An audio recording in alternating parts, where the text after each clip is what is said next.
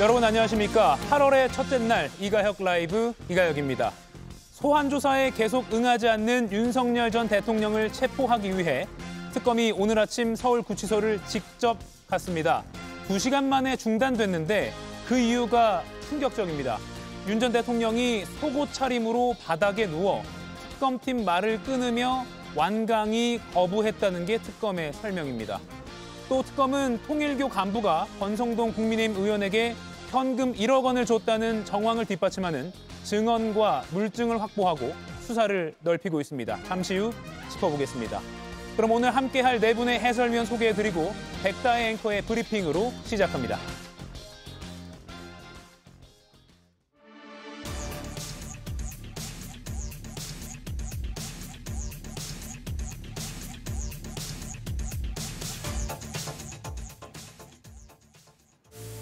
오늘 오전 9시쯤 서울구치소에 도착한 김건희 특검팀.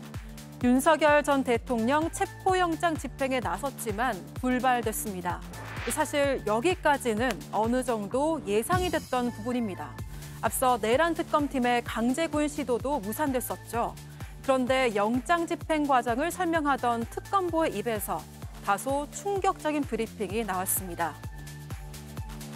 피의자는 수의도 입지 않은 채 바닥에 누운 상태에서 체포에 완강하게 거부하였고 특검은 안전사고 등을 우려하여 물리력 행사를 자제하였고 결국 오늘 체포 집행을 일시 중지하였습니다.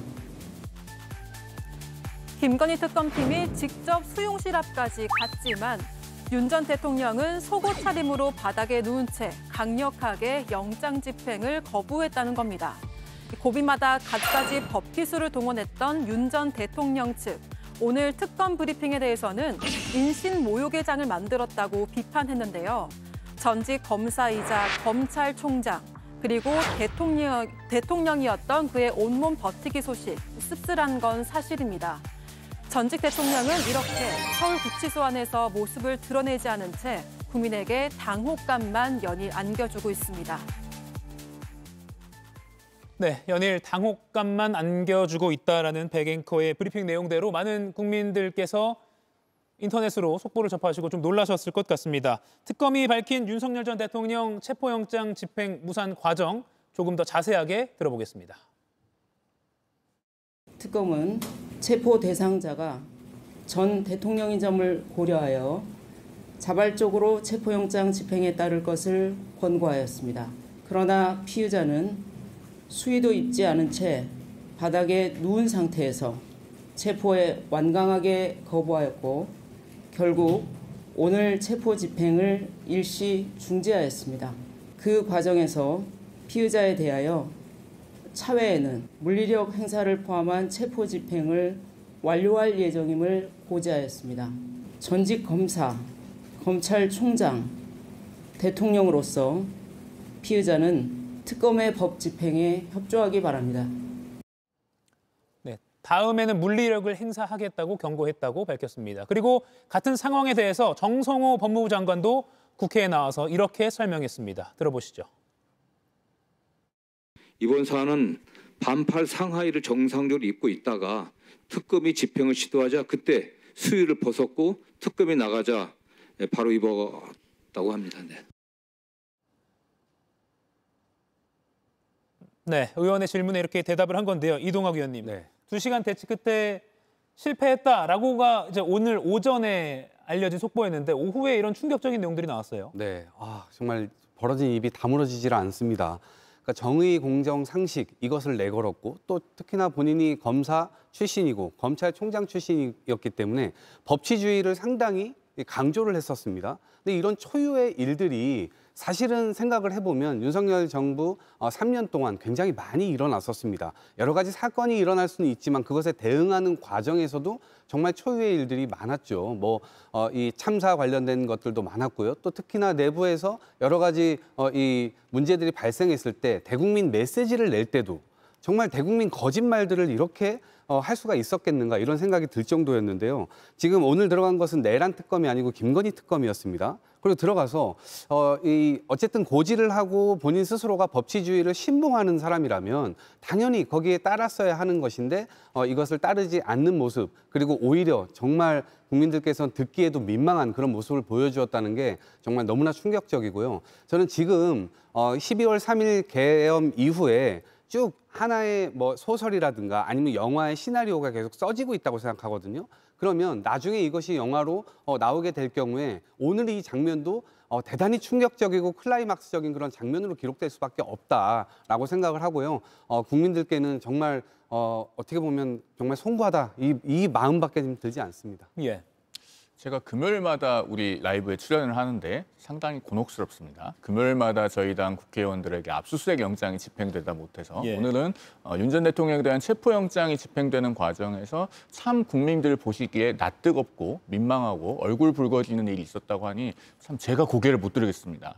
윤 전 대통령의 저런 태도는 뭐 단언컨대 잘못된 것입니다. 전직 대통령으로서의 도리를 그동안에는 제가 기준에 두고 평론을 드렸는데 오늘은 좀 다른 말씀을 드리고 싶어요. 윤 전 대통령이 수호지심, 그러니까 부끄러워할 줄 아는 마음을 좀 회복하셨으면 좋겠습니다. 네. 그래야지 수사기관도 차마 어쩌지 못하는 마음, 불인지심을 좀 발휘할 여지가 있는 것이고 또 보시는 분들 중에서 경우에 따라서는 측은지심을 가지는 분도 있을 것 아니겠습니까? 지금 이런 식으로 계속하면은 앞으로 법원은 십이지심, 즉 옳고 그름을 더 정확하게 가리는 마음을 훨씬 더 엄밀하게 발휘하게 될 것이다라는 말씀을 드리고 예. 마지막으로 윤 전 대통령의 변호인도 지금 상황에서 특검의 브리핑을 비난하는 것이 그다지 적절해 보이진 않습니다. 일반적인 상황에서라면은 피의자의 인격과 인권을 고려한 브리핑이 있어야겠습니다만은 저 집행 과정이 얼마나 난감한 것이었으면은 저런 브리핑이 나왔겠는가라고 생각을 해보면은 이해가 되는 측면도 상당히 있습니다.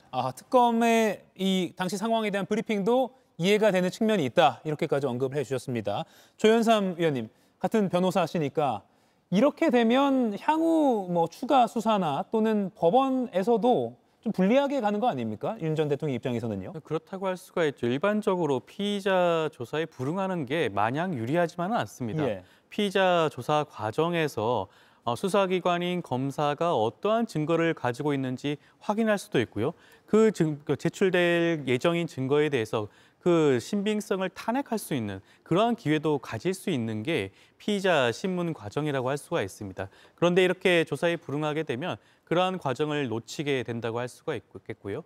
그리고 실무적으로 봤을 때도 재판 단계에서 법원의 입장에서는 사실상 중요한 양형 요소 중에 하나인 개전의 정이 없다라고 판단하는 경우가 많습니다. 그렇다고 한다면 양형에서도 불리한 그런 사정이 발생할 수가 있는 것이고요. 추후에 윤석열 전 대통령이 재판 과정에서 혹여나도 보석을 청구한다고 한다면 보석 청구가 기각될 가능성도 높은 것이 수사의 비협조적인 모습을 보여줬기 때문에 그렇다고 한다면 이 전반적으로 봤을 때 유리한 사정만 있는 건 아니라는 말씀을 드리고 싶습니다. 예, 유리한 사정만 있는 건 아니다. 김인영 의원님, 국민들의 공감을 사기 어려운 이런 버티기 왜 계속하고 있다고 생각하십니까? 윤석열 전 대통령은 본인을 정치범으로 생각하기 때문에 그런 겁니다. 지금 1년에 발생하는 모든 행위가 본인을 정치적 탄압을 하기 위해서 하고 있는 행위라고 보기 때문에 이런 정치범이 본인의 지지 동력을 계속 유지하기 위해서는 자신의 지지층만을 보고 행동을 하는 게 맞습니다. 그렇기 때문에 윤석열 전 대통령 같은 경우는 본인의 지지층에게 소구할 수 있는 행동을 하는 겁니다. 만약에 저렇게 순순히 이번에 체포영장에 응했으면 오히려 지지층에서는 윤석열 전 대통령이 굴복했다고 생각할 겁니다. 하지만 끝까지 버티기 때문에 저 지지층들은 버티고 있을 겁니다. 하지만 이런 모습은 굉장히 바람직하지 않은 모습입니다. 윤석열 전 대통령은 어찌되었던 대통령으로서 대한민국 국민들에게 가반넘게 선택을 받았었지 않습니까? 그런데 지금 보이는 모습은 대한민국 국민을 위한 게 아니라 오롯이 본인의 지지층을 위해서만 하는 모습이고 행동입니다. 어쩌면 지난 간저에서 체포영장에서 대응을 했었을 때부터 본인의 지지층만 바라보고 정치를 하신 것 같은데 예. 굉장히 개탄스럽다는 점 말씀드리겠습니다. 저는 오늘 특검에서 브리핑을 하고 난 뒤에 변호인들이 무슨 인신모욕의 장을 열었다 이렇게 얘기하지 않았습니까? 예. 인신모욕의 장을 누가 열었습니까? 저는 윤석열 전 대통령 스스로 열었다 이렇게 생각을 하고요. 지금 저렇게 얘기하는 것이 정치적 의도가 있다라고 김윤영 위원께서 말씀하셨는데 그런 지점 플러스 본인이 지금 저는 사형수처럼 행동하고 있다고 생각합니다. 사형수들은 뒤가 없어요. 이미 본인이 받을 만큼 다 모든 걸 받았기 때문에 이것을 바꿀 수도 없어요. 그러니까 지금 재판에 간다 하더라도 본인 스스로가 이것은 사형 아니면 무기징역이잖아요. 예. 그러니까 그것을 이미 받은 사람처럼 지금 행동하고 뒤가 없는 사람처럼 행동을 하는 겁니다. 그런 차원에서 계속해서 불법, 어쩌면 오늘 보여줬던 모습은 저는 약간 뭐 잡범이라든가 아니면 영화에서 깡패들이 저렇게 하는 짓들을 많이 볼 수가 있는데 그것과 흡사하게 지금 행동을 하고 있는 거거든요. 이건 검찰총장까지 지냈고 또 대통령까지 지낸 사람으로서 도저히 이해하기 굉장히 어려운 상황이고 그것은 본인이 사형수가 결국 될 것이라는 것을 마음속 깊이 지금 생각을 하고 있는 것이 아닌가 이런 생각입니다. 예, 참고로 정성호 법무장관이 국회에서 답변한 내용을 다시 한번 정리해드리면 특검이 체포를 집행하려고 할 때 수위를 원래 입고 있었는데 수위를 갑자기 벗었다가 특검 체포 집행을 중단하고 특검 조사관과 또 검사들이 떠나자 그때서야 다시 입었다. 그리고 전직 대통령의 이런 행태가 굉장히 민망한 일이다라고 말을 하기도 했습니다. 특검은 다음에는 물리력 행사를 포함해서 영장 집행을 완료할 것이다. 이렇게 예고를 이미 한 상태입니다. 법원이 발부한 윤 전 대통령 체포영장 기한은 이달 8월 7일까지입니다. 변호사 두 분께 좀 여쭙겠습니다. 그러면 아직 시점은 정확히 정해지지 않았지만 그 다음에 물리력 행사, 뭐 그러면 쉽게 말해서 팔과 다리를 들고 밖으로 끄집어내는 이런 것까지도 가능하다고 봐야 됩니까? 제가 형사사건을 진행을 하다 보면 피의자나 피고인 중에서 소환 조사에 응하지 않거나 법정에 출석하지 않는 그런 사람들이 있습니다. 그 경우가 어떠한 모습이냐면 오늘 윤석열 전 대통령이 보여준 모습과 되게 무척 유사하다고 할 수가 있는데 그런 경우에도 대부분 누운 상태에서 본인을 결박하지 못하게 하는 그런 행동을 취하곤 하거든요. 윤 전 대통령도 검사 출신 아니겠습니까? 본인도 지금까지 그러한 행동을 했던 것을 봐왔을 겁니다. 그와 똑같은 행동을 했다고 보여지는 것이고요. 그렇다고 한다면 다시 한번 체포영장을 집행할 때에는 저는 필요 한도에 있어서만큼은 강제력과 물리력을 행사할 필요성이 있다. 물론 그것이 전직 대통령에 대한 신분이라든가 지위를 일정 부분 고려할지언정 그렇다고 하더라도 법 앞에서는 모두가 평등해야 되지 않겠습니까?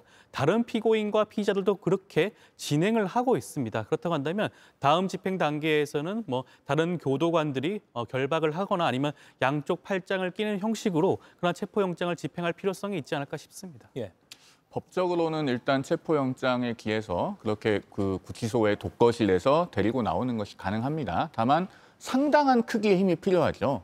건장한 성인 남성이 바닥에 붙어서 요지부동일 때는 정말로 굉장히 강한 유형력이 동반이 되어야 됩니다. 그런 점에서 지금 이제 서울구치소의 교도관들은 일선 교도관들은 상당히 곤혹스러울 거예요. 그러면은 특검이 이것을 집행을 한다고 했을 때는 특검 수사관들이 좀 직접 집행을 하는 것도 고려해 보지 않겠나라고 하는 생각이 들고요. 예. 지금 일단 조사의 필요성은 분명하게 법적으로는 존재하는 측면이 있습니다. 왜냐하면 지금 김건희 명태균 특검팀의 수사 대상 사건 중에 특검법 2조 1항 제13호에 있죠. 지난 대선 당시에 허위사실 공표 혐의 사건이 있는데 그 사건은 공소시효가 다음 주 월요일에 끝납니다. 예. 그러면 특검으로서는 공소시효가 만료되기 전에 그 기소 여부를 결정함에 있어서 적어도 피의자를 한번 조사를 해야 되지는 않겠느냐라고 하는 생각을 가지고 있을 수 있고 그것이 지금 체포영장을 적극적으로 집행에 나서는 배경이 되고 있다고 생각합니다. 다만 제가 조금 덧붙여서 말씀을 드려도 되겠습니까? 지금 윤 전 대통령의 정치적 의도를 읽으면서 조금 한 번 더 신중하게 판단해봐야 될 부분은 있습니다. 뭐냐면은 윤 전 대통령은 본인이 강제로 끌려 나오는 상황을 연출하고 싶어 할 수 있고 그것이 언론에 의해서 공개되길 원하고 있을 수 있습니다. 이것은 앞서 다른 출연자들께서도 윤 전 대통령이 가지고 있는 정치적인 의도에 관해서는 충분히 해설해 주셨기 때문에 제가 자세히 반복하지는 않겠습니다. 그러니까 1월 15일에 공수처에 의해서 체포되어서 공수처 건물에 들어갈 때도 옆모습이 촬영이 됐잖아요. 그런 것처럼 강력한 저항 때문에 어떤 수갑이라든가 혹은 개구라든가 이런 것을 사용해서 특검 사무실로 들어가게 되는 장면이 언론에 노출이 되고 그것을 통해서 본인의 지지층을 결집시키는 것이 윤 전 대통령이 바라는 바라면 과연 특검이 그 피의자가 원하는 바를 그런 상황을 만들어줘야겠는가에 대해서는 한 번쯤 고민해 볼 지점은 있다고 생각합니다. 예, 오히려 핍박받는 이미지를 연출하고 싶어 할 수도 있다. 그것까지 좀 고려를 해봐야 된다라는 분석이었습니다. 자, 그리고 윤 전 대통령이 있는 서울구치소를 다녀온 민주당 의원들은 오늘 기자회견을 열었습니다. 특혜 수감이 확인됐다라고 비판했습니다. 잠시 들어보시죠. 윤석열의 전체 구속 기간 중 총 변호인 등을 접견한 시간은 395시간 18분에 이르며 총 접견 인원은 348명에 이릅니다. 국민 여러분, 이것이 과연 일반적인 수용자에게도 적용될 수 있겠습니까? 예, 이것도 일단 두 분 변호사께 좀 여쭤야 될 것 같습니다. 이거 일반적인 수용자와 비교했을 때 어떤 수준입니까? 일단은 대통령 신분에 있을 때와 그렇지 않을 때를 좀 나눠서 통계를 엄밀하게 봐야 될 것 같습니다. 그러니까 현직 대통령의 신분에 있을 때는 비록 구속이 되었고 또 탄핵 심판 중이어서 직무가 정지되었다고 하지만 그 경호상의 필요성이나 여러 가지를 고려해서 적극적인 접견 제한 조치가 이루어지지 않았습니다. 그런 상황에서 많은 인사들을 접견하는 것이 우리 언론을 통해서도 쭉 보도되어 왔지 않습니까? 그러니까 새삼스러운 통계는 아니고요. 그다음에 이제 전직 대통령의 신분이 된 이후에는 재구속이 된 이후에 특검이 이틀 만에 적극적인 접견 제한 조치가 있었죠. 그러니까 가족과 변호인 외에는 접견이 불가하다 이렇게 된 상황이었는데 지금 주된 혐의 이후에도 지금 재구속 사유가 된 특수공무집행방해, 허위공문서 작성 등 여러 가지 혐의가 있습니다. 그러니까 원칙적으로 헌법이 보장하고 있는 변호인의 조력을 받을 권리에 따라서 변호인 접견권을 행사할 수 있는 것은 맞습니다. 그러나 권리는 남용되어야 하지 않는다라고 하는 것도 법에 있어서 아주 기본적인 원칙이자 상식 아니겠습니까? 그런 점에서 지금 윤 전 대통령이 혹여라도 변호인 접견권을 남용하고 있지는 않은지에 대해서 의구심 어린 시선이 있을 만한 상황으로는 보여집니다. 예, 조윤선 변호사님. 일단 뭐 법적으로 봤을 때는 뭐 변호인 접견이라든가 여러 가지 접견을 진행을 할 수는 있겠죠. 그렇지만 문제가 되는 부분은 그 횟수입니다. 현실적으로 봤을 때 형사 사건을 진행하면서 피의자 또는 피고인과 접견하기가 굉장히 어려운 경우가 많아요. 변호인 접견실 공간의 제약도 있고 시간상의 제약도 있습니다. 여러 가지 접견이 진행되기 때문에 지금 윤석열 전 대통령처럼 이렇게 많은 횟수와 많은 그런 시간 동안 접견을 하는 것은 사실상 불가능하다고 보여져. 아마 서울구치소 차원에서 윤석열 전 대통령과 뭐 비등하거나 대등할 정도의 그런 접견 횟수라든가 시간을 아마 확인을 요청하게 되면 아마 그와 같은 버금가는 횟수는 없을 겁니다. 그만큼 지나치게 특혜성 변호인 접견이 지속되고 있다는 측면에서는 굉장히 문제가 되는 부분이 아닌가 싶습니다. 예, 지금 표가 나가고 있는데요. 민주당에서 조사를 한 내용입니다. 1차 구속 기간 때는 151번의 접견을 했고요. 그리고 잠시 석방이 됐다가 재구속이 된 다음에는 40번 접견을 한 것으로 통계가 나오고 있습니다. 이동학 의원님, 일단 지금 윤 전 대통령이 독거실을 쓰고 있어요. 혼자 지내고 있어요. 그런데 최근에 무슨 그 비리도 있었죠. 독거실을 사용하기 위해서 조폭 같은 그런 일부 범죄 집단에서 뭐 교도관에게 로비를 했다 뭐 이런 것도 있었는데 그만큼 이 독거실 사용하는 자체가 특혜라고 볼 여지도 있지 않습니까? 그렇습니다. 지금 한 방에서 굉장히 많은 사람들이 있을 경우에는 당연히 쾌적함이 좀 떨어질 수밖에 없는 것이죠. 그렇기 때문에 특정 교도소 제가 최근에 확인을 해보니까 3개월씩 돌아가면서 독거방을 쓸 수 있도록 특혜를 준다 하더라고요. 근데 그것은 합의된 룰에 의해서 한 사람씩 돌아가면서 이렇게 한다고 하더라고요. 근데 이 경우는 지금 윤석열 전 대통령이 이 머물고 있는 그 양옆에 방도 또 비워놨답니다. 그러니까 다른 어찌 보면 죄수들의 어떤 권리나 이런 것들을 좀 침해하는 측면들도 있고 저분은 사실은 전직 대통령이라기보다는 파면당한 대통령입니다. 그렇기 때문에 팩트를 정리하자면 전직 대통령이긴 하나 민주주의를 완전히 망쳐버리려는 그런 의도를 국민들 앞에 다 드러냈고 국회로 총칼을 가지고 들어와서 이 완전히 이 정치적 상대파들이라고 할 만한 사람들을 다 잡아들이려고 했었던 그런 역사의 중대 범죄를 저지른 분이에요. 그렇기 때문에 저희가 지금 이런 문제를 계속해서 제기할 수밖에 없는 것이고 최근에는 지지자들에게 계속해서 자극적인 메시지들을 냈죠. 날씨가 너무 덥다, 에어컨 설치해달라 이런 것들을 계속 여론을 만들기 위해서 노력을 했는데 자기 스스로 인권에 대한 이야기를 지금 하기에는 자기 스스로 버린 일들이 너무나 반인권적이어서 그것이 자가당착적인 논리에 머물러 있다 이렇게 말씀드립니다. 그런가 하면 지금 민주당이 이렇게 3대 특검 대응 특위도 만들면서 적극적으로 활동에 나선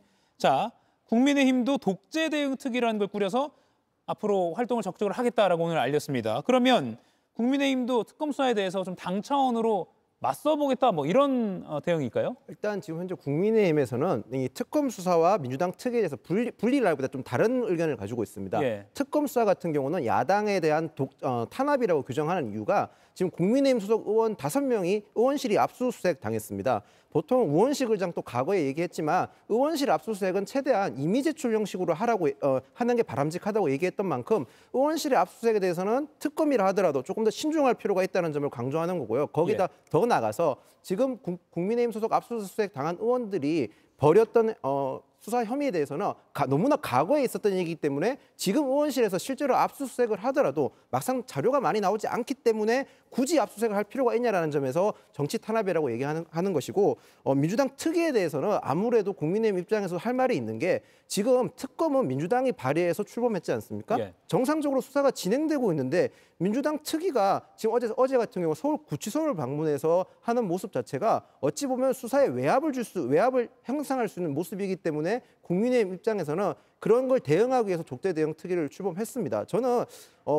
앞에서 정치 탄압, 수사 탄압에 대해서는 크게 동의하진 않지만 민주당의 민주당의 3대 특검 특위 관련해서는 민주당도 조금 자중할 필요가 있어 보입니다. 특검이 지금 어쨌든 정상적으로 수사를 진행하고 있는 상황에서 굳이 정치적으로 이 논쟁화시킬 필요가 없는 상황인데 민주당에서 굳이 그 특위를 만들어서 발행하는 거는 이 사건 자체의 본질을 조금 희석시키는 게 아닌가 저는 그런 생각을 합니다. 예. 저는 TF 활동에 관해서요. 당연히 지금 말씀하신 지적은 수긍해야 된다 봅니다. 왜냐하면 일단 정치적으로 당연히 비춰질 우려가 있죠. 그럼에도 불구하고 왜 이 TF를 만들어서 하는 것이냐면 지금 국민들께서 아니 윤석열 전 대통령 수사하고 지금 조사하기 위해서 이 구치소에 가가지고 협조를 요청하는데 구치소에서는 끌어낼 방법이 없다라고 얘기를 하고 있어요. 예. 그러니까 또 체포영장 또 받습니다. 이 현상 자체가 지금 이해가 안 되는 거예요. 이미 구속을 해놓은 상태에서 인신구속까지 해놨는데 그것을 자꾸 차일피일 미루고 안 나오고 이런 상태에서 체포영장 또 받는다? 당연히 이런 부분들에 대해서는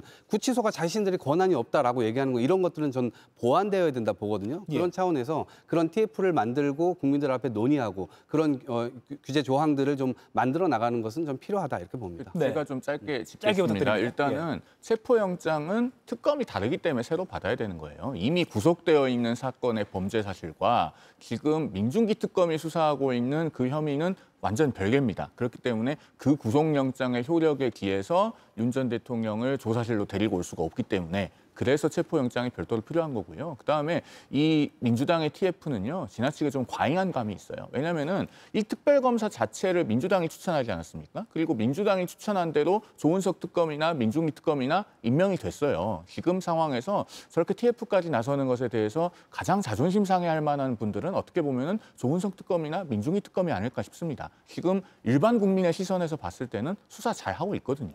네, 특검 얘기 하나만 더 하고 넘어가겠습니다. 김건희 특검이 구속된 전 통일교 세계본부장 윤모 씨가 국민의힘 권성동 의원에게도 억대 정치 자금을 건넨 정황을 포착하고 수사 중인 것으로 전해졌습니다. 오늘 보도가 좀 많이 나왔는데요. 잠깐 좀 보여드리겠습니다. 보시면 2022년 1월 5일에 권 의원에게 통일교 전 세계본부장 윤모 씨가 윤석열 대선 후보를 위해 사용하라라는 취지에서 현금 1억 원을 줬다. 이 혐의가 있다라는 내용을 윤모 씨의 그 영장 청구서에 적시를 했다는 겁니다. 두 분 변호사님께 먼저 여쭤보죠.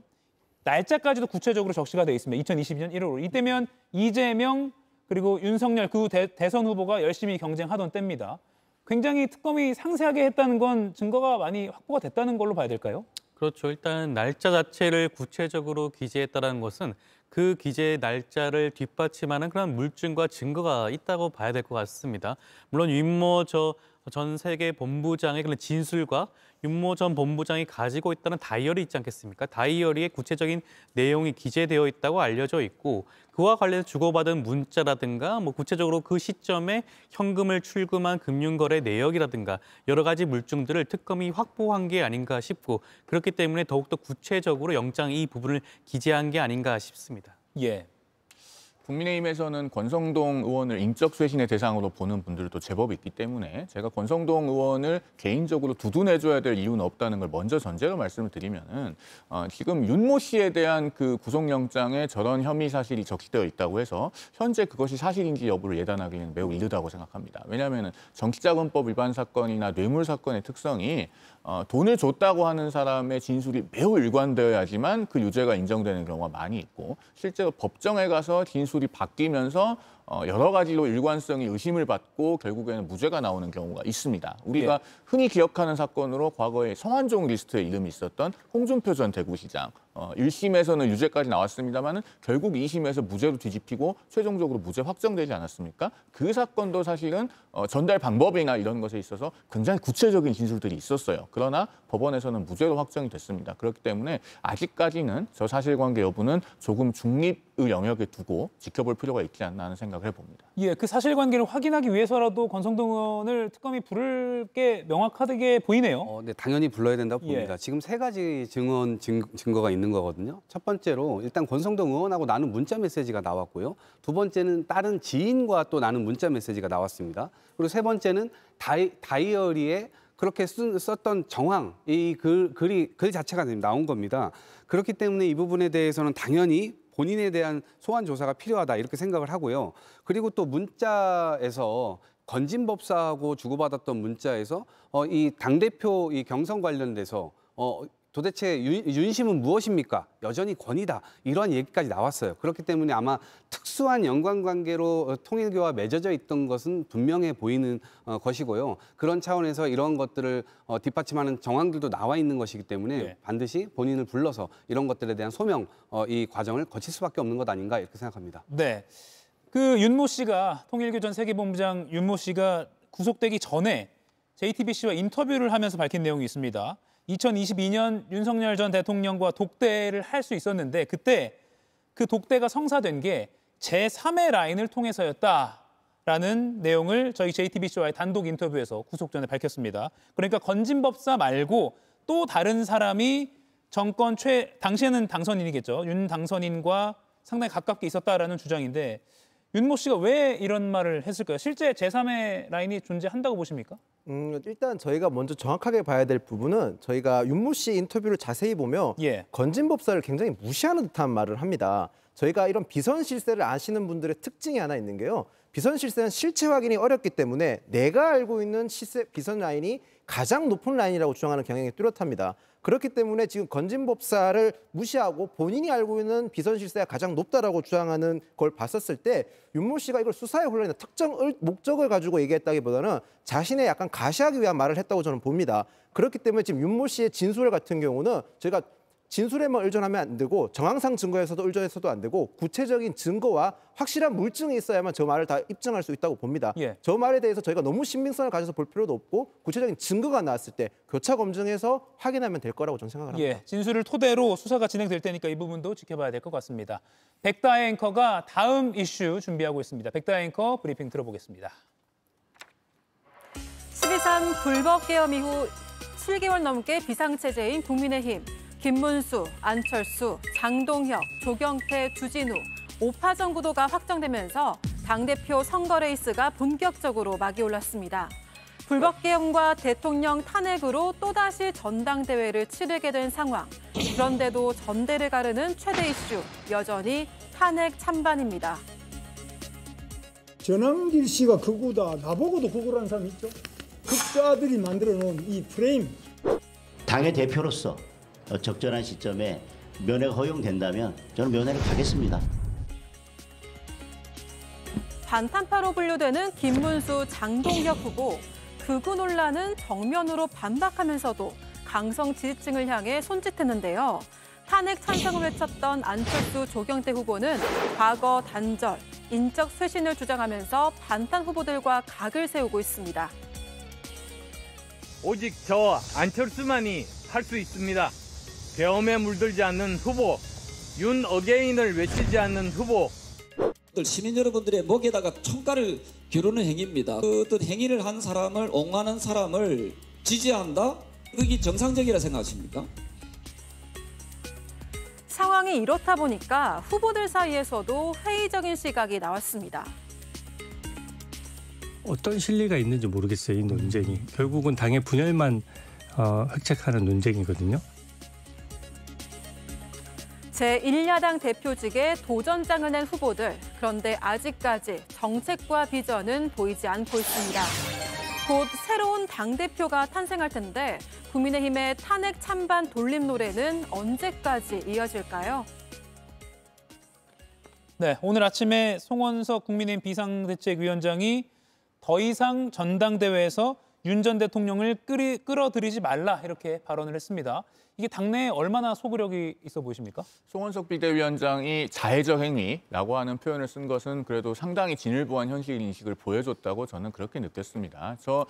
전당대회 윤 전 대통령을 끌어들이는 자해적 행위를 멈춰야 된다라고 하는 그 말은요. 결국은 한마디로 말하면은 윤 어게인이라고 하는 것을 멈춰야 된다라는 이야기 아니겠습니까? 그런 점에서 지금 일부 전당대회 당대표 후보들이 마치 윤 어게인의 남아있는 흐름에 편승하려는 듯한 모습을 보이는 것은 대단히 당에 도움이 되지 않는다라고 말씀을 드리지 않을 수가 없습니다. 특히 앞서 저희가 영상에서도 봤습니다만 장동혁 의원 같은 경우에 윤 전 대통령을 면회를 가겠다 이렇게 이야기하지 않습니까? 지금 가족과 변호인 이외에는 모두 다 접견이 제한되어 있을 겁니다. 본인이 그렇게 윤 전 대통령의 접견을 하고 싶으시면 윤 전 대통령의 변호인을 하시면 됩니다. 물론 국회의원은 변호사 개업이 금지되죠. 겸직이 안 되니까. 그러니까 국회의원직을 사퇴하시고 윤 전 대통령의 변호인을 맡은 다음에 접견을 가시면 지금이라도 얼마든지 할 수 있습니다. 예. 제가 이런 말씀을 드리는 이유는 자연인으로서 윤 전 대통령과 어떤 인연이 있든 간에 지금 당을 대표하겠다고 하는 분께서 하셔야 될 공적 언행과는 전혀 맞지가 않기 때문입니다. 예. 이런 윤 어게인과 같은 흐름으로부터는 단호하게 절연해야 국민의힘이 되살아날 수 있다라는 말씀을 드립니다. 절연의 의지를 보여주기에는 충분한 발언이었다. 송원석 비대위원장 그렇게 평가를 하시는 것 같습니다. 오늘 확정된 국민의힘 당대표 후보 5명의 명단을 좀 같이 보겠습니다. 네, 보시면 탄핵 찬성파라고 하죠. 안철수 의원과 조경태 의원, 그리고 탄핵 반대파 김문수 전 장관과 장동혁 의원, 그리고 중립으로 분류가 되는 주진우 의원, 이렇게 5명의 당대표 후보가 앞으로 8월 22일까지 레이스를 펼치게 됩니다. 아무튼 이 중에서 한 명이 대한민국 제1야당 대표가 될 텐데 김민영 의원님 어떻게 전망하십니까?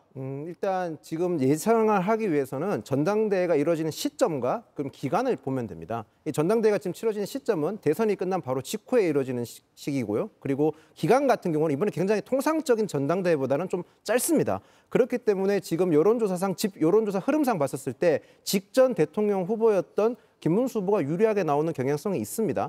이거는 아무래도 어떤 특정 정치적 이념 성향 그런 것도 있겠지만 그것보다도 간성적으로 좀 이루어지는 경향도 있기 때문에 현재로서는 김문수 후보가 가장 유리한 위치에 있는 건 분명해 보입니다. 거기다가 나머지 후보들이 김문수 후보에 비해서 그렇게 높은 인지도라든지 어떤 정치적 여건을 마련하고 있지 않기 때문에 그렇기 때문에 김문수 후보가 가장 유리한 진영에 있는 것은 부인할 수 없는 사실인 것 같습니다. 예.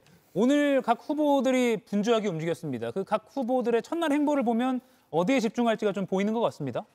각자 이제 본인의 지지 기반이 있는 곳을 감안해서 나부터 가까운 표부터 모으겠다라는 생각을 하는 것 같습니다. 그러니까 뭐 장동혁 의원은 당내에서 본인과 그래도 흐름을 같이 한다고 평가할 수 있는 구주류 국회의원들을 많이 찾아가서 그 의원들의 표심에 기반해서 당내 지지를 확장하고자 하는 것 같고 그다음에 조경태 의원은 지금 TK 표심을 얻어야 되는 그런 상황이고 또 주진 의원은 본인이 지역구가 부산이다 보니까 부산에서부터 본인의 지지를 확장해 나가고 싶은 그런 의도가 있는 것 같습니다. 어쨌든 앞으로 이제 그 예선에 해당하는 성격의 투표가 있을 것이고 그때 그 성적은 공개되지 않지만은 5등이 누가 이제 컷오프로 탈락하는지는 또 공개가 될 수 있지 않겠습니까? 그런 상황이기 때문에 한 단계 관문을 넘고 나면은 어떤 구도가 짜여지는가가 보다 명확하게 드러날 것 같습니다. 예, 전당대회 일정도 저희가 준비해 드렸는데요.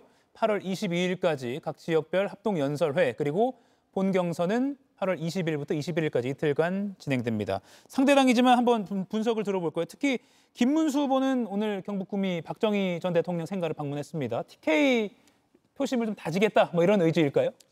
김문수 후보 입장에서는 이번 당대표 선거에서 가장 중요한 지지층이 TK라고 생각을 하고 있는 것 같습니다.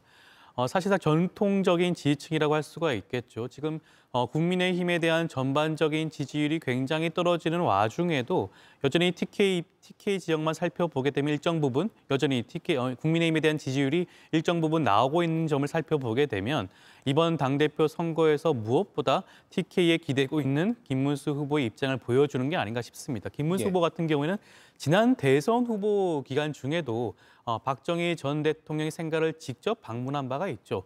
이것을 다시 한번 보여주는 모습이 아닌가 싶고 이러한 모습이 과연 김문수 후보가 원내 제2당으로서 야당을 다시 한번 재건하고 혁신하고 그런 쇄신하는 모습을 보여주는 후보인지에 대해서 아마 국민들이 아마 다른 생각을 가지지 않을까 싶습니다. 예. 근데 안철수 후보는 이제 폭동 피해를 입은 서울 서부지법을 찾아서 극단 세력과 절연하겠다 이런 의지를 다시 밝혔습니다. 그런데 특검이 요청한 참고인 조사는 완강히 거부한 적이 있잖아요. 좀 오락가락한다는 평가도 나옵니다. 그렇습니다. 그러니까 이게 당권 선거 자체가 지금 3주 정도 레이스거든요. 예. 그러면 하나하나 이슈가 터질 때마다 그때마다 포지션 정리를 굉장히 잘해야 됩니다. 어쩌면 특검에서 소환 조사를 하려고 했을 때 그것도 소환 조사가 아니라 참고인 조사였단 말이에요. 그것도 이유가 뭐였냐면 국민의힘 모두가 다 반대를 할 때 본인만 이 찬성을 했었기 때문에 그 기류에 대해서 알아보려고 특검이 요청을 했던 것인데 마치 본인이 특검으로부터 탄압받는 듯한 그런 모양새로 접근을 했단 말입니다. 지금 그렇게 특검에 대해서 비판하고 비난하는 사람들은 대부분 윤어게인을 외치는 사람들이에요. 예. 그렇기 때문에 포지션을 잡는 데 있어서 그때는 대단히 큰 실수를 한 것이 아닌가라는 생각이 들고요. 오히려 지금 민심에서 조경태 후보가 조금 더 주목받는 측면들이 있는 거거든요. 근데 안철수 후보가 결국에는 탄핵 찬성파 중에서 선명성을 드러내야 되는데 그 기회를 오히려 실기해버린 것 아닌가 저는 그렇게 생각이 들었습니다. 예. 그런가 하면 이 후보들 간의 전한길 씨와의 절연 아니면 계속 갈 것이냐 이 관계 설정 논란도 계속되고 있습니다. 장동혁 후보는 전한길 씨와 함께한 유튜브 합동 토론회에서 유튜브 버전의 관훈 토론회라면서 칭송까지 했습니다. 영상 보시죠.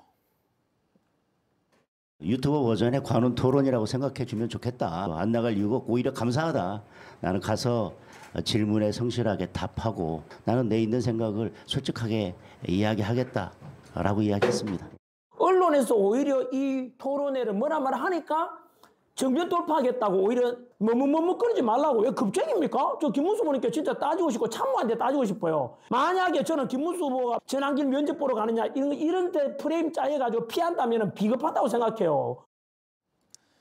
장동혁 후보의 관훈 토론회 발언, 그러니까 중견 기자들이 모인 그 단체죠. 전통 있는 그런 토론회인데 이렇다, 이 유튜브 방송이 얼마나 공감을 살 수 있을까요? 장동혁 의원의 저 발언으로요. 의문의 일패를 당한 집단이 저는 세 집단이 있다고 생각합니다. 예. 첫 번째, 역사와 전통을 가진 관훈클럽의 언론인들. 그리고 두 번째는 유튜브도 있습니다. 사실은 우리 유튜버들 중에서도 이렇게 한쪽에 극단적으로 치우친 주장을 하시는 분들 말고 건전하게 상식을 갖추고 균형 있게 유튜브 하시는 분들도 많이 있습니다. 그런 분들까지 어떻게 보면은 한꺼번에 좀 의문의 일패를 당한 것이 아닌가 하는 생각이 들고요. 마지막 세 번째는 전한길 씨, 성창경 씨, 강용석 씨 이런 분들이 함께 당대표 주자를 불러다가 마치 면접을 보는 듯한 그런 토론회에 장동혁 의원이 감으로써 건전한 상식을 유지하고 있는 국민의힘 당원들은 상당히 모욕감을 느꼈을 것이다. 저는 그렇게 생각합니다. 저 길은 전적으로 장동혁 의원 한 사람만이 가는 길이 되어야지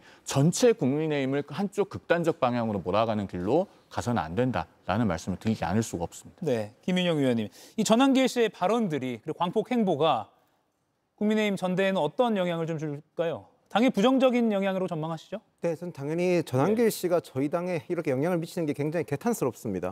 거기다가 전한길 씨가 지금 보이는 모습은 굉장히 전 납득이 안 가는 모습이 하나 있습니다.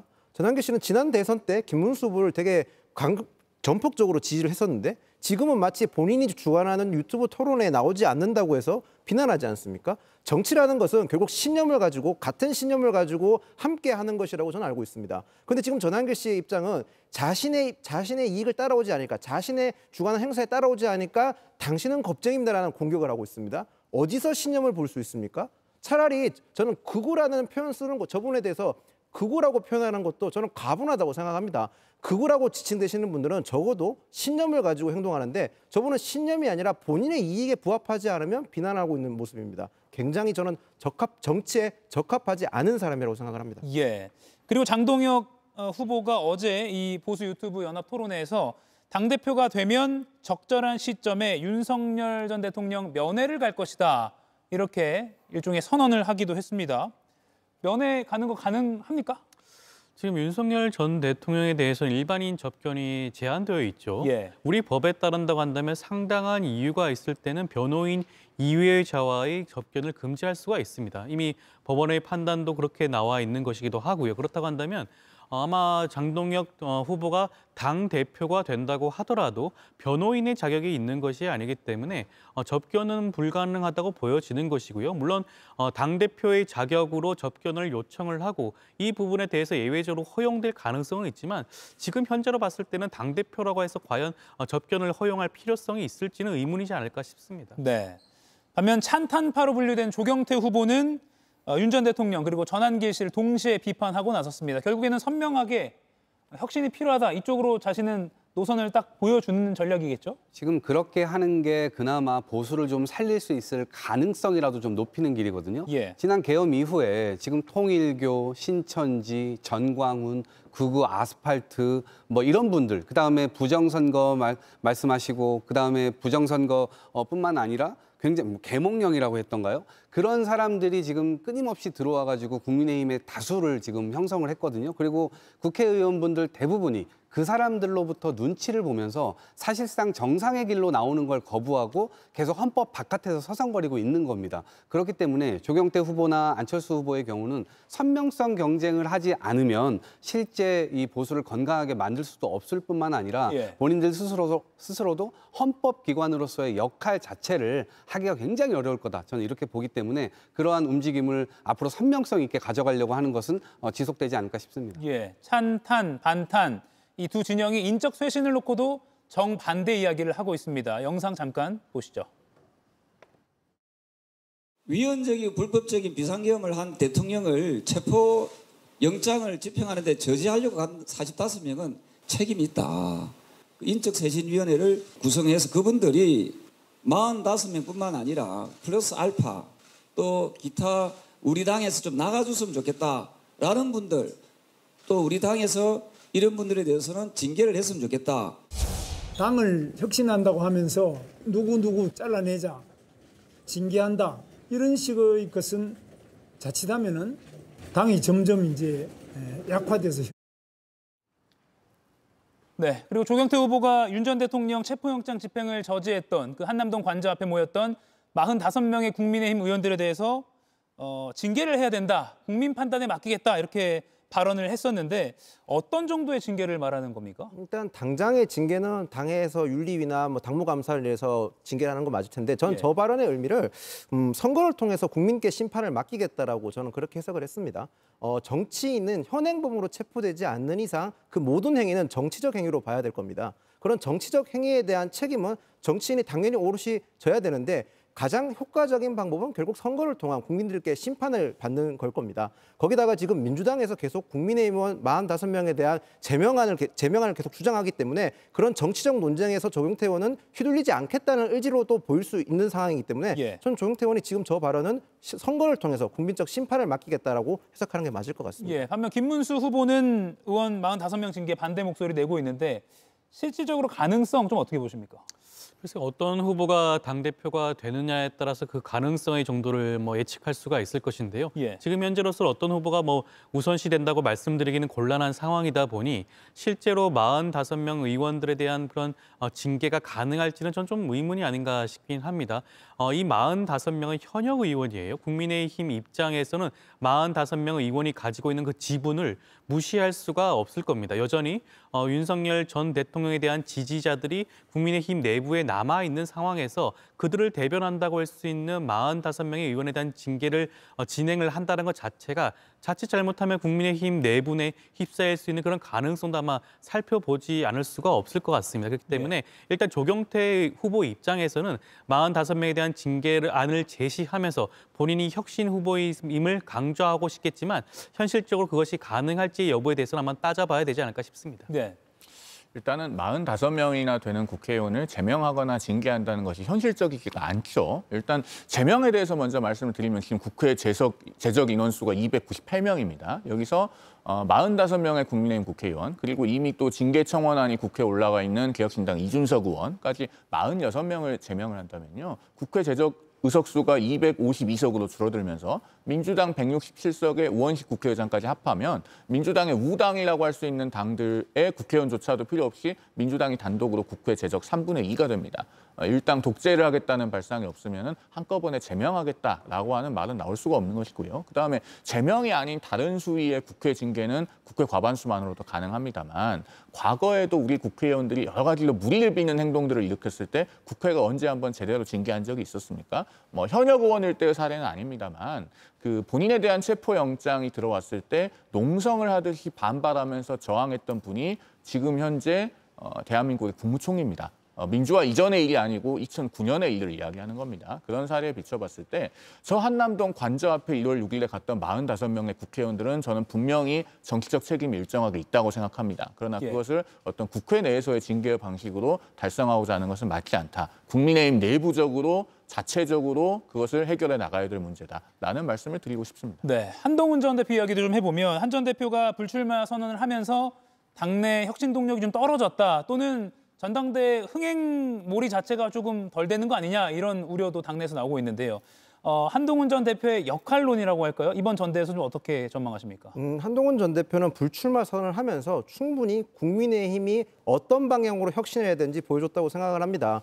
국민의힘이 지금 굉장히 안타까운 것은 혁신을 얘기하는 게 굉장히 큰 용기를 가지고 얘기를 해야 됩니다. 안타깝지만 이건 분명한 사실입니다. 그런 혁신의 선명성을 가지고 지속적으로 그리고 계속적으로 주장하는 사람은 현재 한동훈 전 대표밖에 없는 상황이기 때문에 한동훈 전 대표는 그것만으로도 충분히 본인의 역할을 전 다 했다고 생각을 합니다. 예, 같은 당으로서 또 덧붙이실 말씀 있으십니까? 일단 지금 국민의힘의 전당대회는 극우화를 저지해야 된다는 매우 중요한 기로에 놓여 있습니다. 그렇기 때문에 쇄신파로 분류되는 후보들이 좀 더 분발하고 나아가서 어떻게 힘을 합쳐서 그 극우화를 저지할 것인가 이것에 대해서 더 많은 고민을 하고 또 실행에 옮길 필요가 있다고 생각합니다. 한동훈 전 대표 같은 경우는 본인이 한 걸음 물러나면서까지 이 전당대회 구도가 흐트러지는 것을 방지하고자 노력을 했다. 저는 그렇게 보거든요. 그러니까 만약에 본인이 등판했을 때 이 전당대회 구도가 이른바 찬탄 대 반탄 혹은 뭐 친한 대 반한 이렇게 환원되는 것을 막고 극우화를 저지해야 된다고 하는 과제를 본인의 불출마 선언을 통해서 분명하게 던졌습니다. 그러면 여기에 대해서는 당을 대표하겠다고 하는 정치인들의 굉장히 책임의식과 소명의식이 있는 응답도 있어야 되지 않겠나라는 생각을 해봅니다. 예, 전한길의 늪, 또 윤석열의 늪에서 아직 빠져나오지 못하고 있는 국민의힘 상황 계속 지켜봐야 될 것 같습니다. 오늘 네 분과 이슈 토크는 여기까지 하겠습니다. 고맙습니다.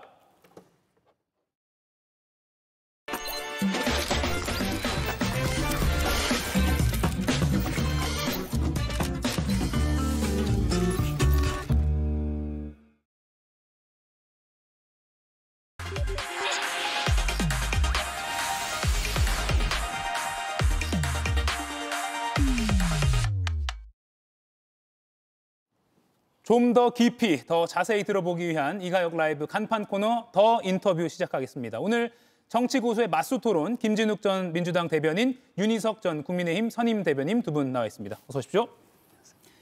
네, 먼저 첫 번째 주제는요. 백다 앵커의 브리핑으로 보고 이야기 나눠보겠습니다. 오세훈 서울시장과 김진태 강원도지사가 마주섰습니다.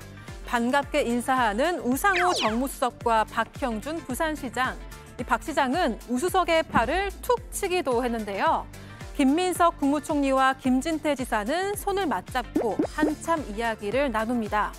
서울, 강원, 부산, 그리고 국무총리까지 한데 모인 이곳, 바로 용산 대통령실입니다. 이재명 대통령이 전국 시도지사를 한자리에 모은 건데요. 홍준표 전 대구시장의 사퇴로 권한대행이 참석한 모습도 눈길을 끌었습니다.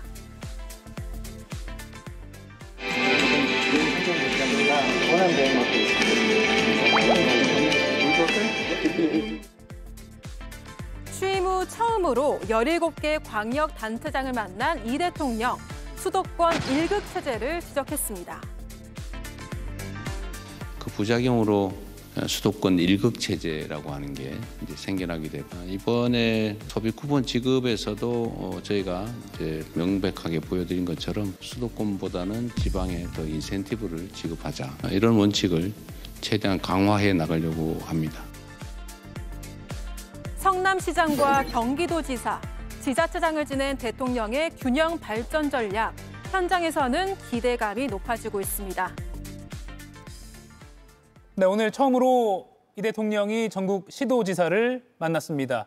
여러 가지 말을 했지만 지방 분권, 지방에 힘을 실어주겠다라는 말을 여러 차례 강조했는데요. 결국에는 본인도 도지사였기도 했고 지방의 분권이 중요하다는 걸 강조하는 첫 행보네요. 네, 그렇습니다. 대선이 끝나고 한 2달 만에 17개 시도지사들을 다 이제 한 자리에서 모여서 간담회를 가졌는데 예. 이재명 대통령 같은 경우에는 지난 대선 때도 수도권의 1극 체제를 5극 3특 체제로 바꿔야 된다라는 부분에 대해서 굉장히 많은 말씀을 주셨고 지금 국정기획위 안에도 국가 균형 성장 특위라는 것을 만들어 놨습니다. 예. 그동안 이 균형 성장에 대해서 굉장히 많은 말씀들을 하셨는데 그것이 어떤 지방에 대한 배려 뭐 이런 차원의 얘기가 아니라 이제부터는 국가의 생존 전략으로서 이 부분을 안고 가야 되겠다, 가져가야 되겠다라는 확실한 의지를 오늘 표명해 주신 것이다 이렇게 보고 있습니다. 예. 예, 이재명 대통령 정치 시작이 2010년 성남시장부터잖아요. 그러니까 기초자치단체장 2번, 또 광역자치단체장 1번.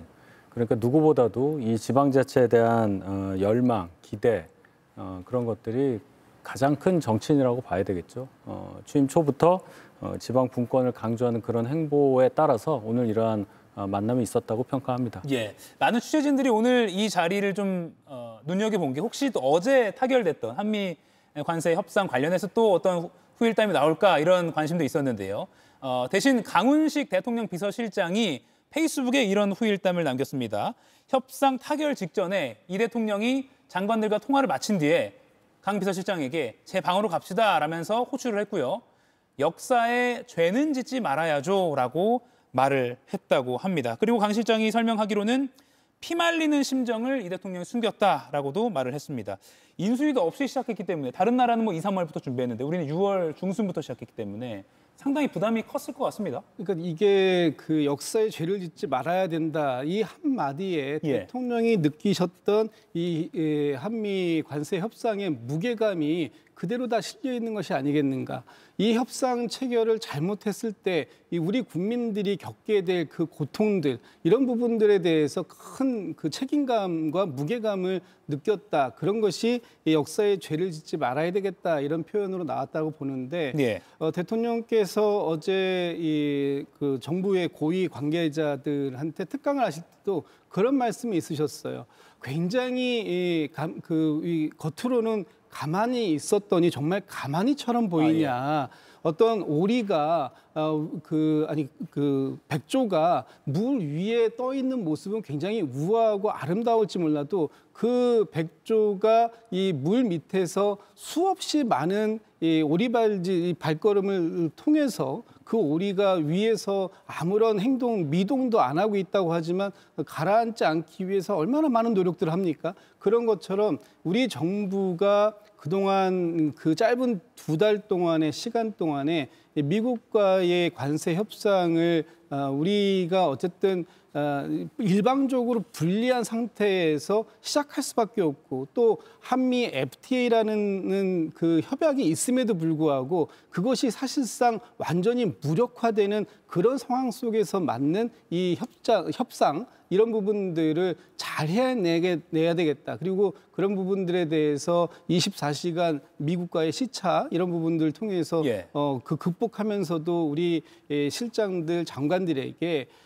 여러분들은 대한민국의 국민을 대표하고 있다 이런 말씀도 하시고 또 그 균형 외교에 대한 부분들 이런 부분들 실용 외교에 대한 것 이런 것들에 대한 중요성을 잃지 않게 만드는 격려하고 독려하고 그 전략을 함께 논의했던 이런 과정들이 이제 어제로서 일단락되는 과정들 속에서 아마 이게 소회가 이렇게 표현된 것이 아닌가 싶습니다. 예, 비서실장만 딱 방에 불러서 역사에 죄는 짓지 말아야죠라고 지금 다짐성 발언을 한 것 같은데 어떻게 보셨습니까?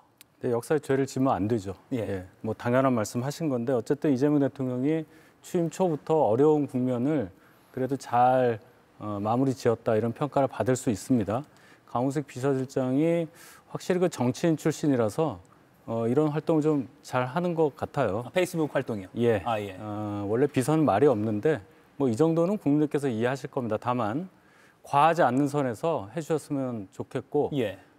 정권에 좀 불리한 사항도 국민들께 이런 식으로 다 속속들이 알려주실 것을 기대하겠습니다. 예.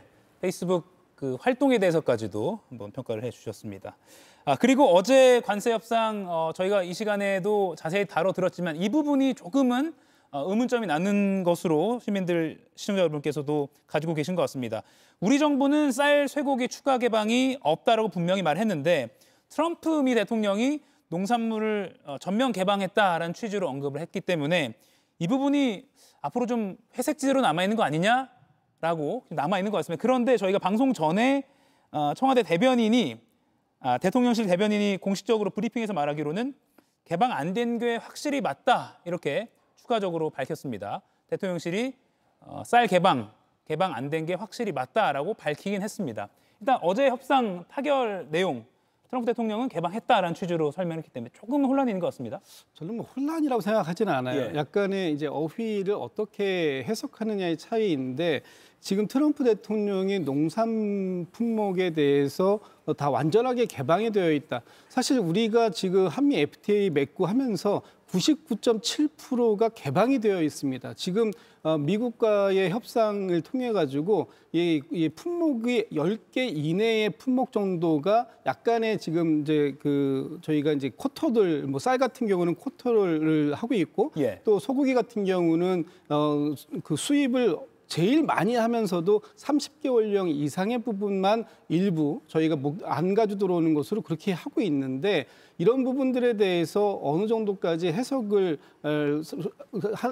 여지에 따라서는 우린 이미 99.7%라면 거의 100% 다 개방하고 있는 것이나 마찬가지다 이렇게 이제 해석할 수 있는 것이고요. 예. 또 한 가지는 지금 이 쌀이라든지 소고기 같은 경우에 이 부분에 대해서는 금방 드러나는 부분입니다. 왜냐하면은 이것이 정부가 만약에 이 부분을 국민들께 거짓으로 말씀을 드린다면 바로 이게 들어오는 품목 물량이라든지 이런 걸 보면 알 거 아니에요. 예. 그러니까 소고기 30개월령 이하로 들어오는 게 갑자기 30개월령 이상의 것이 들어온다 그러면 이게 숨겨서 가져 들어올 수 있는 상황이 되겠습니까? 전혀 그렇지 않기 때문에 정부의 발표를 믿어도 좋다. 저는 그렇게 말씀드리고 싶고 예. 오늘 수상부 장관도 정부의 이 협상 내용 그리고 정부의 발표는 우리가 발표한 것 그대로다라는 부분을 다시 한번 재확인을 했기 때문에 예. 이 부분에 대해서는 뭐 앞으로 향후 수입되는 내용,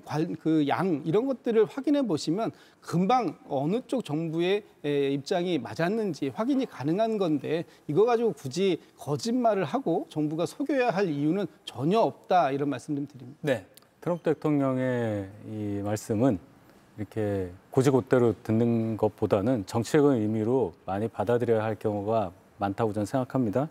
일단 뭐 쇠고기 같은 경우는 뭐 큰 문제가 없을 것이고 이제 쌀 얘기가 나오는데요. 우리가 이제 쌀을 한 40만 톤 정도 수입하는 걸로 알고 있고 그중에 13만 톤 정도를 국가별 쿼터로 해서 미국에서 수입을 하고 있는 건데 만약에 트럼프 대통령 말이 맞다면 우리가 WTO 체제에서 뭐 탈퇴를 하거나 뭐 그래야 될 거예요. 이런 정도 설명이 더 부과가 되면 국민들께서 더 쉽게 이해할 수 있지 않을까 그런 설명을 좀 더 해주셨으면 그런 기대가 좀 있습니다. 예. 그리고 어제 마스가라고 하죠. Make American Shipbuilding Great Again. 그러니까 미국 조선업을 우리가 협력해서 같이 바로 세워주겠다. 우리 정부가 내세운 이 전략이 굉장히 잘 먹혀들었다라는 높은 평가를 받았는데 이건 아주 적재적소에 판넬까지 만들었다고 하고 네.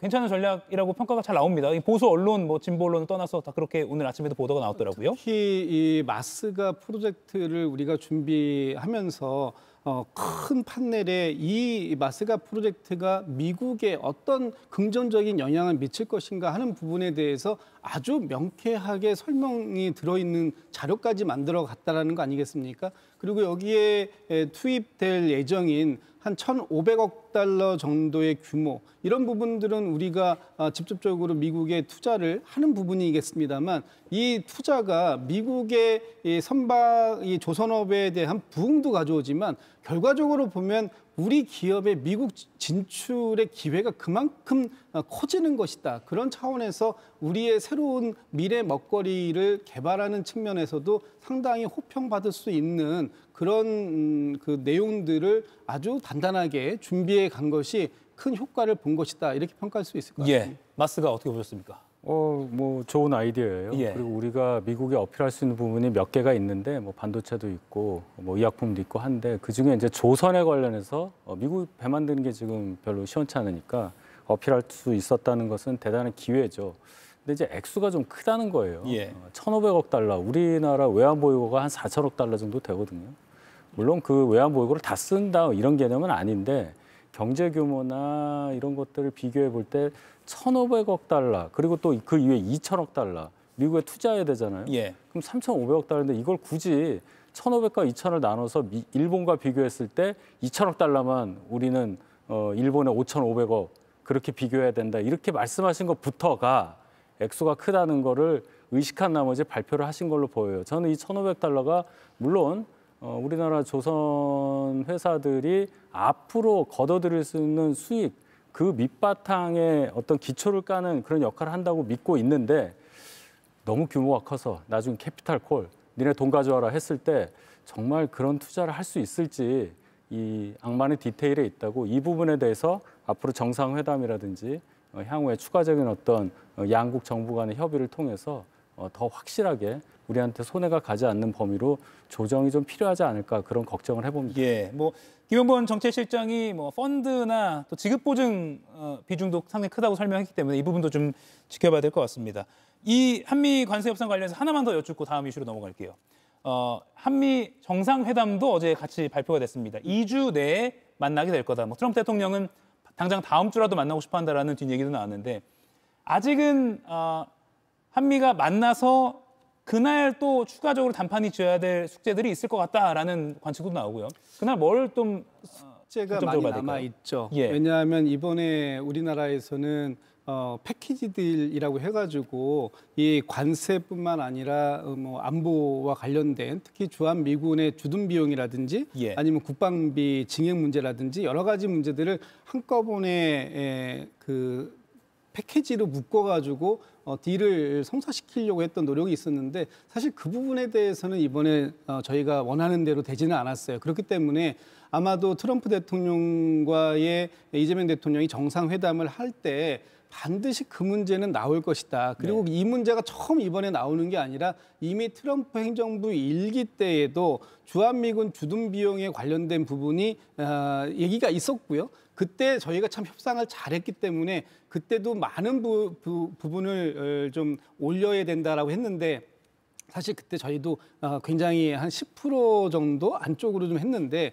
이번에는 아마 그거보다 훨씬 더 많은 부분을 요구할 겁니다. 그리고 그 국방비 이번에 이제 나토에서 유럽의 그 국방비를 5%까지 GDP 대비로 올리는 것을 관철시켰기 때문에 아마 우리에게도 그런 부분들을 요구할 가능성 그리고 결정적으로 또 주한미군의 현대화라는 측면을 얘기하면서 주한미군이 앞으로 어떤 역할, 재배치라든지 여러 가지 문제들까지 전반적으로 얘기가 나올 가능성이 있다.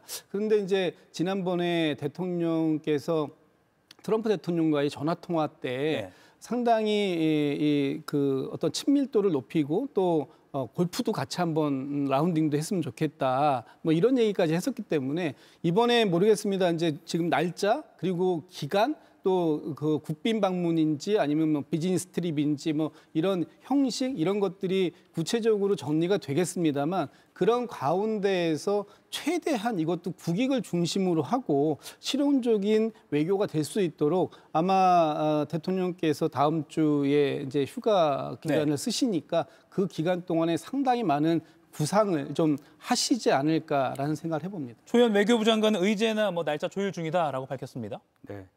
이재명 대통령, 트럼프 대통령 만나자마자 트럼프 대통령이 잘못 알고 있는 주한미군 규모부터 바로 잡으셔야 됩니다. 4만 명으로 계속 얘기하는데 2만 8천 명밖에 없잖아요. 예. 거기에 근거해서 미국에서 요구하는 방위비 분담 그거 관련한 숫자를 우리 쪽에 조금이라도 유리하게 하셔야 될 것 같고 안보 문제도 안보 문제지만 결국 또 관세 얘기 안 할 수가 없을 겁니다. 품목별 관세라는 게 있어요.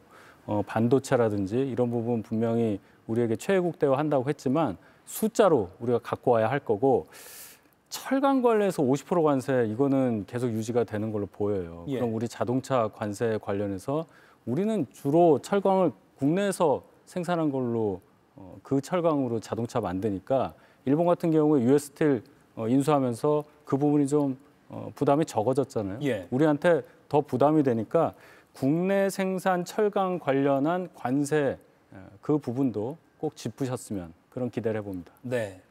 도착하자마자 첫날부터 팩트체크에 좀 중점을 둬야 된다라는 해야죠. 취지로 조언을 하셨습니다. 자, 그러면 국민의힘 내부 상황을 좀 짚어보겠습니다.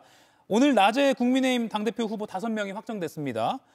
그 전에 아침에 송원석 국민의힘 비대위원장 겸 원내대표가 경고성 발언을 내놨습니다.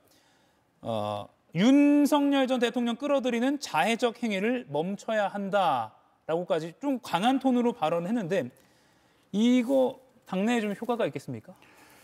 송원석 비대위원장이 큰맘 먹고 하신 거는 충분히 예. 이해가 가는데 너무 늦었고 그 이전의 발언과 행동에 비해서는 좀 이해가 안 가는 부분이 있어요. 윤희숙 그 혁신위원장이 우리가 당원 당규에 아예 윤 대통령과의 절연의 의지를 담은 문구를 넣자. 그때 했으면 이런 얘기 하실 필요가 없어요. 예. 그때 이거를 안 받았단 말이죠. 근데 지금 이런 말씀을 하시니까 과거에 비대위원장으로서 원내대표로서 송원석 의원께서 하셨던 발언과 행동과 별로 안 맞아서 당내에서 큰 영향력을 발휘하기가 어렵다. 솔직히 이런 말씀을 드릴 수밖에 없습니다. 예, 늦었다라고 평가하셨는데. 옳은 평가인 것 같습니다. 지금 이번에 국민의힘의 전당대회가 국민의힘이 환골탈태하는 어떤 쇄신되는 그런 모습의 혁신 전당대회가 돼야 된다라는 당위성을 많이들 말씀을 주셨는데 지금 국민의힘의 전당대회가 과연 그렇게 가고 있는가? 그 윤 어게인 정당으로 다시 가고 있는 거 아닌가? 또 여전히 반탄파가 득세하고 있는 그런 전당대회로 가고 있는 거 아닌가? 그리고 전환길 씨로 대표되는 어떤 이 극우적 주장들을 하시는 분들이 이미 국민의힘의 안방 입구에 온 것이 아니라 안방 안에까지 들어와서 뿌리를 깊숙하게 내리고 있는 이 와중에 예. 이런 말씀이 과연 국민의힘의 전당대회의 새로운 방향을 물꼬를 돌리는 그런 역할을 할 수 있을까? 저는 사실은 좀 굉장히 늦었다. 그리고 이미 늦은 것뿐만 아니라 그러려고 하는 의지 자체가 국민의힘에게서는 읽혀지지 않는다라는 말씀을 좀 드리고 싶습니다. 그런데 어제 전환길 씨 등 보수 유튜버가 합동으로 마련한 그 토론회 자리에 장동혁 의원은 출연을 해서 윤석열 전 대통령 내가 당대표 되면 면회하겠다라고까지 말을 했습니다. 결국 전환길의 늪이 계속 작아지는커녕 커지는 느낌이거든요. 장동혁 의원이 거기에 호응을 함으로써 지금 앵커께서 말씀하신 그런 지적을 받을 수밖에 없는 상황이긴 한데 그래도 합리적인 판단을 하는 많은 지지자와 국민들은 그 행동, 특히 장동혁 의원의 행동이 옳다고 느끼시는 분은 없을 겁니다. 이 전환길이라는 분이 강사로서 학생들을 대하던 방식으로 국민을 향해서 뭐 마치 가르치려는 듯한 그런 태도를 보이면서 지금 어디로 가고 있는지 본인이 어디 있는지도 모르게 이렇게 호도를 하고 있어요. 예. 선동을 하고 있단 말이죠. 처음에는 솔깃할 수 있는데 이미 저분이 노출된 지가 몇 달이 지났고 지금 하는 얘기들은 사실에 근거하지 않는 그런 선동성 발언이라는 것을 많은 분들이 알기 때문에 이 정도에서 더 이상 파급 효과가 없을 거다. 왜냐하면 예. 김문수 후보조차 전환길 씨와 안 만나겠다고 했잖아요. 그것도 다 이런 정도의 여론의 어떤 변화를 예. 감지했기 때문에 정치인으로서 그런 결단을 내리지 않았을까. 원래대로라면 당연히 전환길 씨 찾아갈 걸로 예상을 했는데 네. 갑자기 안 가겠다 하는 거 보면 전환길이라는 사람이 갖고 있는 어떤 효과도 이제는 퇴색된다. 이렇게 봐야 되겠죠. 전당대회가 점점 진행될수록 전환길이라는 존재감이 좀 떨어질 것 같다라고 분석하셨는데 상대당이지만 어떻게 저는 보십니까? 그렇게 보이지는 않아요. 예. 지금 오히려 국민의힘의 전당대회가 이제 시작을 했는데 앞으로 지속되면 지속될수록 계속해서 국민의힘에서는 윤석열이라는 이름 석자와 전환길이라는 이름 석자 이 6글자가 처음이자 마지막까지 가는 그런 그 핵심 키워드가 될 것이다 이렇게 보여지고요. 예. 전환길 씨에 대한 평가가 지금 국민의힘에서 이번에 출마는 안 합니다만 그 한동훈 전 대표 같은 경우에는 구구 간부였사 이렇게 얘기하고 있지 않습니까? 그리고 윤희숙 혁신위원장은 오늘 인터뷰에서 뭐라고 얘기하냐면 국민의힘은 지금 구구와 싸우는 중이다 이런 표현까지 쓰고 있어요. 그렇다면 지금 국민의힘이 이미 전당대회가 그런 프레임 위에서 작동되고 있는 것이다. 특히 이번에 전당대회가 어떤 혁신, 쇄신 그런 가운데서 이루어지는 혁신 전당대회가 아니라 과거로 회귀하고 있는 전당대회가 되어가고 있다. 그런 측면에서 전한길 씨에게 아마도 계속적인 동력이 부어질 것 같고요. 그런 동력이 이 국민의힘이 새롭게 탄생되기보다는 앞으로 그 역행해서 윤 어게인 그리고 부정선거를 옹호하는 그런 정당으로 거듭나가지 않을까라는 우려감이 더 커지는 그런 전당대회가 되지 않을까 싶습니다. 김건희 특검 이야기를 할 텐데 이것만 윤희석 위원님께만 하나 여쭙겠습니다. 김문수 전 장관이 극우 공격은 극좌들이 만들어 놓은 프레임이다라고 주장을 했어요. 반박을 하신다면요? 극우냐 극좌냐는 상대적인 개념이라고 볼 수도 있고 아니면 그 정의 자체를 볼 수도 있는데 극우의 개념이 뭡니까? 어떤 폭력적인 성향을 보이면서 거짓 선동에 매몰돼서 뭐 인종주의라든지 이러한 것들, 자국민 중심주의, 뭐 전체주의 이렇게 연결이 되는데 일부 극우라고 우리가 지칭하는 분들이 보여줬던 행동들의 특징은 이것과 딱 부합을 합니다. 뭐 서부지와 난동 사태는 폭력에 해당될 거고 중국에 대해서 보이는 그런 태도는 인종주의와 같이 볼 수 있게 되고 또 뭐 윤 대통령을 지키자, 윤 어게인 이런 얘기는 전체주의적인 그런 성격을 띄어요.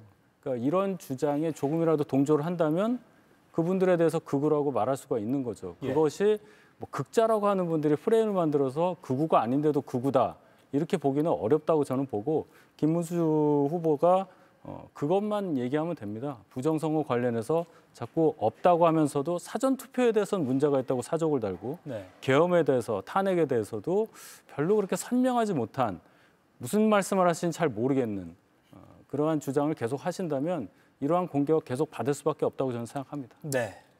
김건희 특검 이야기를 좀 해보겠습니다. 윤석열 전 대통령이 서울구치소에서 버티기를 하고 있습니다. 김건희 특검이 체포영장을 발부받아서 오늘 오전에 구인을 하려고 했습니다. 그런데 2시간 만에 포기를 하고 중단하고 나왔죠. 특검 공식적인 브리핑을 보면 수의도 입지 않은 채 바닥에 누운 상태로 완강히 거부했다라고 했습니다. 다음번에는 물리력 행사한다고 하는데 다음번에 어떻게 될 거라고 보십니까? 다음번에는 아마 오늘 특검이 예고한 대로 물리력을 행사해서라도 강제 인치를 하지 않을까라는 생각을 해봅니다. 그런데 그것과 별개로 오늘 윤석열 전 대통령이 보여준 모습은 너무나 실망스럽고 참 참담하다 이런 생각이 듭니다.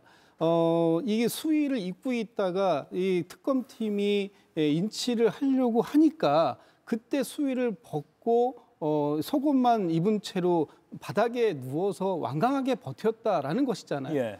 이게 지금 그 법치주의를 부정하는 행위도 아니고 특히 그동안 공정과 상식을 얘기해왔고 법치주의의 최선봉이라고 하는 검찰총장 또 대통령의 직위에 있었던 분으로서 할 진짜 행위인가 이런 측면에서 다루어야 될 문제라고 보이고요. 다음번 이 인치를 갔을 때에는 정말 적극적인 협조를 해야 됩니다. 이게 국격을 얘기할 수도 없을 정도로 부끄러운 일이다라고 얘기하시는 분들이 너무 많아서 사실 입에 담기도 좀 어렵다 이런 말씀 드리고 싶습니다. 온라인에서는 엽기적이다라는 반응까지 나오더라고요. 뭐 저도 똑같은 반응인데요. 설마 저런 방식을 써서 집행에 저항하는 모습을 보일 줄은 아무도 아마 생각을 못했을 거예요. 다음번에 아마 특검에서는 물리력을 정말 세게 사용해서 인치를 완료하겠다 이런 의지를 표명을 했는데 이런 정도로 거세게 저항을 하겠다는 생각을 유지하고 있다면 그 과정에서 물리적으로 좀 안 좋은 일도 벌어지지 않을까 그런 걱정이 앞서서 여러모로 참 착잡한 마음입니다. 알겠습니다. 저희 이제 짧게 이 이슈로 한 번만 넘어가고 한 번씩만 여쭙고 끝내야 될 것 같습니다.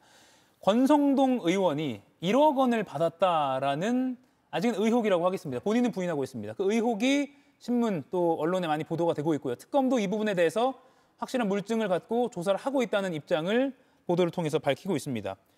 물증이 상당히 있는 것 같아요. 2022년 1월이다라는 날짜도 확실히 보도가 되고 있고요. 네, 이 그 통일교의 고위 간부를 맡았었던 윤모 씨와 그 아내의 핸드폰에서 동일한 날짜에 있었던 2022년 1월 5일 그 당시에 이 현금이 다 들어있는 상자 사진까지 지금 특검에서 확보를 하고 있다. 그래서 이 부분에 대해서 권성동 의원에게 이 상자가 건너간 것 아니냐라고 보여지는데 이런 부분들에 대해서 이제 정확하게 수사를 하기 위해서 권성동 의원에 대한 지난번에 압수수색도 있었는데요. 아마 특검에서 이 부분에 대해서 유영호 씨는 이미 이제 구속이 됐기 때문에 여기에 대한 그 조사를 박차를 가할 것으로 보이고요.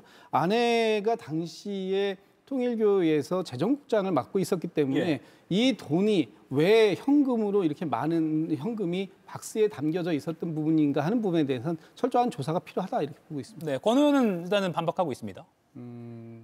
저런 정도의 현금 거래는 당사자 외에는 모르는 거잖아요. 근데 지금 특검에서 밝힌 거에 따르면 뭔가 메모가 있다. 날짜까지 좀 특정이 됐잖아요. 22년 1월 5일이면 아마도 저희가 저 선대위가 해체되고 선대 본부로 바뀌던 그런 시점이었어요. 맞습니다. 굉장히 어려운 시점이었거든요. 예, 김정은 위원장과 결별하고 그게 1월 3일이고 1월 5일에는 또 뭐 이준석 대표와 뭐 같이 뭐 합세하고 뭐 이런 게 있었는데 그 와중에 돈 거래를 했다. 대단히 저는 그 날짜 때문에도 충격적이고 현금이 오고 간 거는 본인들만 알 테니 메모가 나왔다는 것으로서 이제 특검 수사가 진행되는 과정에서 권성동 의원이 적절하게 해명을 하셔야 될 걸로 봅니다. 예, 알겠습니다. 이건 수사를 좀 더 지켜봐야 할 것 같습니다. 오늘 두 분은 다음 주 또 이 시간에 뵙도록 하겠습니다. 고맙습니다. 지구 면적의 0.0197%. 영토는 작지만 영향력만큼은 결코 작지 않은 나라, 대한민국. 전 세계를 주도하는 에너지 기술부터 LNG 운반선 기술, 첨단 방위 기술까지 세계가 대한민국을 필요로 하는 기술, 한화가 이끌어가고 있습니다. 지속 가능한 내일, 한화. 페브리즈 찐템인 거 아세요? 우리 애들 신발에도 뿌리고요. 청바지 자주 못 빨잖아요. 커튼에도 소파 정리 후에도 이렇게 페브리즈로 상쾌해졌죠? 강력 탈취로 냄새 리셋, 페브리즈. 최신 연구를 통해 개발된 센소다인 리페어 앤 프로텍트는 민감성 치아 깊숙이 침투해 틈새를 효과적으로 채우고 보호해주죠. 센소다인 리페어 앤 프로텍트만의 차이를 경험해보세요. 센소다인. 오늘 제가 고른 한 컷, 서울구치소 앞입니다.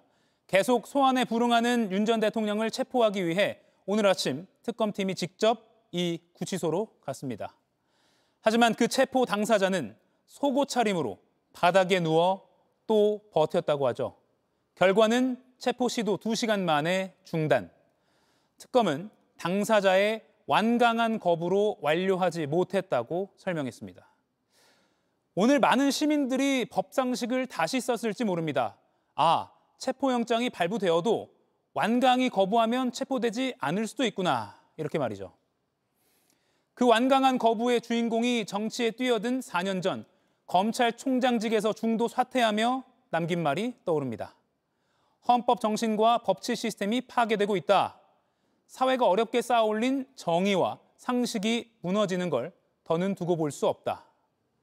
오늘 아침 서울구치소에서의 완강한 거부를 보며 시민들이 느낀 게 바로 법치 시스템 파괴, 상식 붕괴가 아닐까.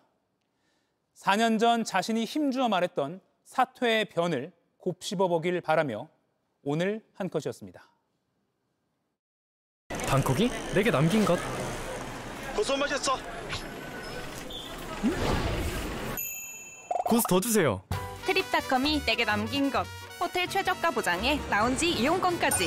남는 여행 트립닷컴. 체력 좀 키워볼까? 했는데 체력이 필요하네. 시작하자. 트리플러스 오메가3 이뮨 우먼. 세노비스의 최신 영양과학으로 체력과 정상적인 면역 기능의 차이를. 새로운 IPTV 뭐 알아? 이 퀄리티, 이 가격인데 많이 900원 OTT 할인까지 따져보면 확실한 TV, IPTV. 흔들리는 순간에도 선명한 눈의 움직임. 난시엔 아큐브 오아시스. 4개의 존이 흔들림을 줄여 선명함의 차이. 난시엔 아큐브 오아시스 원데이. 네, 이가혁 라이브 마칩니다. 다음 주 월요일에 뵙겠습니다. 고맙습니다.